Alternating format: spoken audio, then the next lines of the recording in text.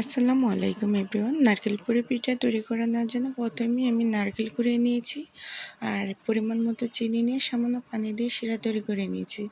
লবঙ্গ, দারুচিনি, তেজপাতা দিয়েছি, সামান্য লবণ অ্যাড করেছি। ময়দা আর চালের গুঁড়ো একসাথে মিক্স করে কাই করে নিয়েছি। ঠান্ডা হয়ে গেলে আমি ময়ান দিয়ে মথে নেব। আর এখানে যে ডিজাইনগুলো দিয়ে আমি পিঠা তৈরি করে নেব সেই সাজগুলোতে আমি একটু তেল ব্রাশ করে নিচ্ছি যাতে করে পিঠা তৈরির পরে উঠে আসে। তো পিঠাগুলো তৈরি করার জন্য আমি ছোট ছোট আকারে লিচি কেটে নিয়েছি হাত দিয়ে। একে একে আমি এখন পিঠাগুলো তৈরি করে নেব 3 রকমের ডিজাইন দিয়ে। তো অপর পাশে আমি ফ্রাই প্যান বসিয়ে দিয়েছি পিঠাগুলো ভেজে দেখানোর জন্য। তেল একদম মৃদু আঁচে রাখতে হবে। অতিরিক্ত তেল গরম হয়ে গেলে পিঠাগুলো পুড়ে যাবে, উপর দিয়ে কালার চলে আসবে আর ভিতরে কাঁচা থেকে যাবে।